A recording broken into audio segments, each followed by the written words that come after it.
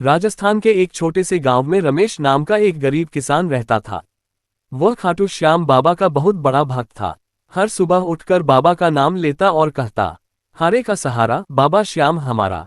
रमेश की जिंदगी में बहुत परेशानियां थीं। खेती में नुकसान हो गया था, बैंक का कर्ज बढ़ चुका था और उसकी बेटी की शादी भी तय हो चुकी थी।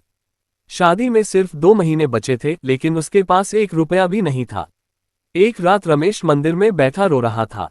बाबा, मैंने हमेशा आपका नाम लिया है, अब मेरी लाज आपके हाथ में है। रोते रोते उसकी आंख लग गई। सपने में उसने देखा कि खाटू श्याम बाबा घोड़े पर बैठे मुस्कुरा रहे हैं।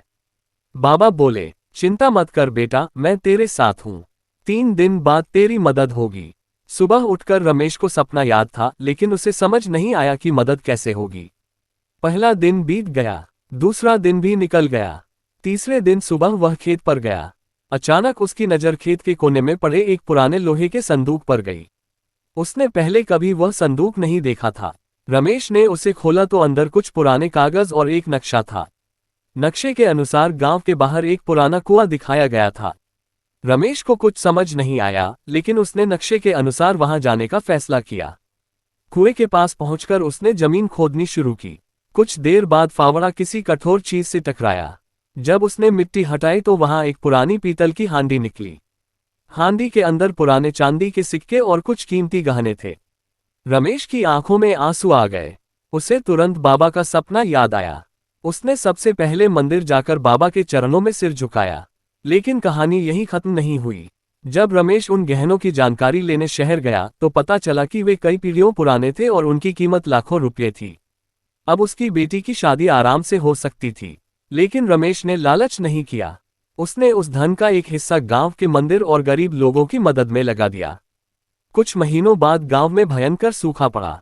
सभी किसानों की फसल खराब हो गई। लेकिन आश्चर्य की बात यह थी कि रमेश के खेत के पास स्थित कुएं में पानी कभी नहीं सूखा। गांव वाले हैरान थे। रमेश रोज बाबा का धन्यवाद करता। एक दिन गांव के एक बुजुर्ग ने कहा, बेटा, ये सब तेरी सच्ची भक्ति का फल है। समय बीतता गया। रमेश का बेटा गंभीर रूप से बीमार पड़ गया। डॉक्टरों ने उम्मीद छोड़ दी। रमेश फिर बाबा के मंदिर पहुंचा। उसने पूरी रात भजन किया और रोते हुए कहा, बाबा, मेरी जान ले लो, लेकिन मेरे बेटे को बचा लो। सुबह होते ही अस्पताल से फोन आया। डॉक्टर बोले, हमें समझ नहीं आ रहा, लेकिन बच्चे की हालत अचानक सुधर रही है।